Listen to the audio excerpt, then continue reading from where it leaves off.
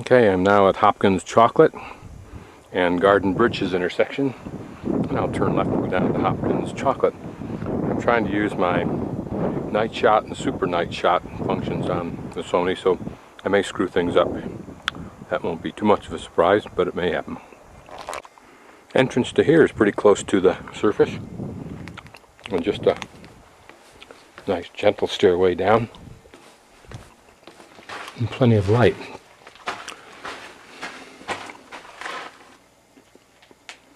And Hopkins' name is supposed to be inside here somewhere.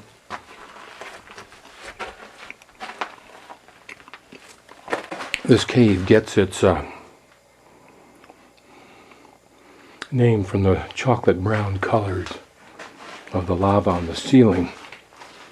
But what I think is so fascinating is to see the actual drip marks, the actual drips, if you will, that solidified after the moving lava had apparently pulled away from this part of the cave as it passed. I think that's rather fascinating. You can see where vandals have broken off chunks. And here it's black rather than chocolate brown. Perfect place for bats to roost. The bats now are in hibernation somewhere else.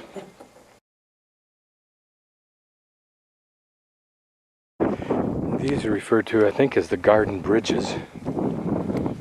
For the obvious reason that we're able to walk across the lava tube, where the distance between the openings on either side isn't much, so you call it a bridge instead of a tube. It's hard to imagine that Native Americans would not have found a very practical use for that. This is the bridge, of course, and a spot beyond it also.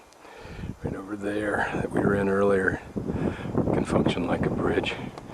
But this also looks like it might have been where the main lava flow split off, perhaps to the left, with the main force going down.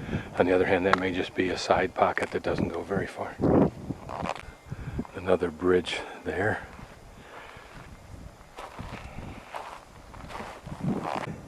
And I just read in Scientific American Mind, which is a specific magazine dealing with the mind, that man in particular, thrives genetically on risk-taking. We're now at Blue Grotto. When I parked the vehicle at the last spot, I had just turned off the engine, and my first kangaroo rat came flying down the road. It's probably about 3 or 4 inches long with an 8 to 12 inch long tail. It really is distinctive. I'd never seen one before. And here's the entrance, pretty wide open. This one apparently has got pretty high ceilings on it. And as you might imagine, it goes in both directions. This is the downhill portion and the uphill portion. And I'll work my way up into here, but I want to put the night shot on.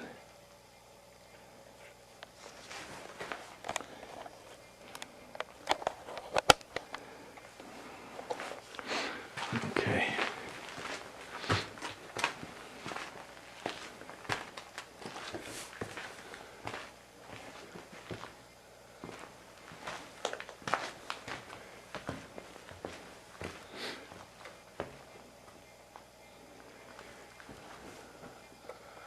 And it's supposed to be the blue color up there.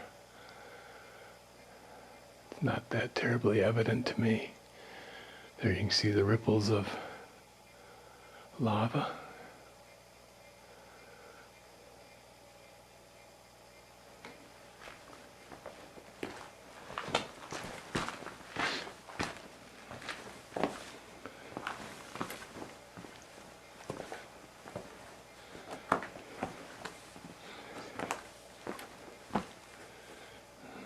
This just dead ends right here. Oh no, it doesn't. There's another flow off there, either that or a little cavity.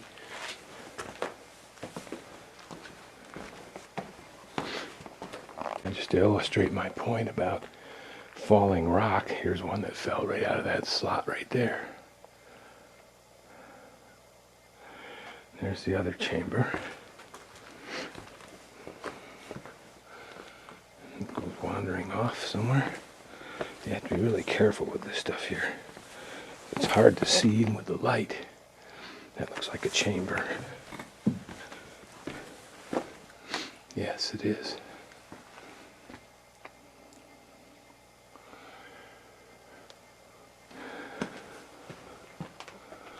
Looks like a kind of a partial vent. Nope. This may be the point at which the lava stopped flowing and cooled enough to solidify. We'll go back down through here.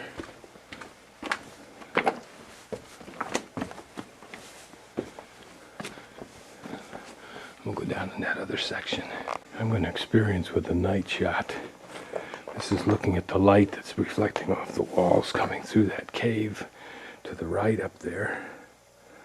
Not sure what we're seeing from that. I'm rotating around the cave, which has plenty of light for me to see. And there, of course, it's dark inside there. Now I'm going to stop it and go to the super night shot. I'm going to shoot the same thing.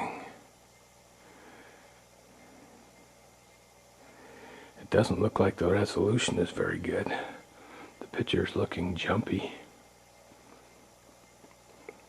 But it may be because it requires more time to suck in the light, the available light. I don't care how many of these things I'm down inside of, there's still a level of excitement. I wonder if there would be if I did the same trip again tomorrow.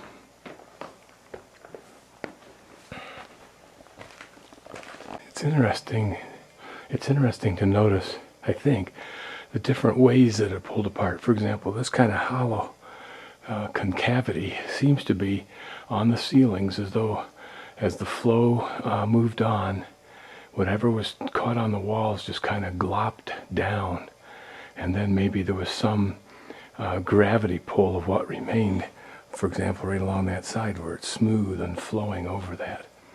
And yet down here, less so. It seemed like maybe where you see these little small things, many of which have been probably broken off. There's a little something or other cricket. Looking for something to eat. But there, it just kind of pulled away as the thing was moving away and dripped down. Here, for example, you can see at the top is kind of a lip right there, where maybe a bubble glob was there. It's flowing, look right here. So the big glob in there would have pulled away, left that little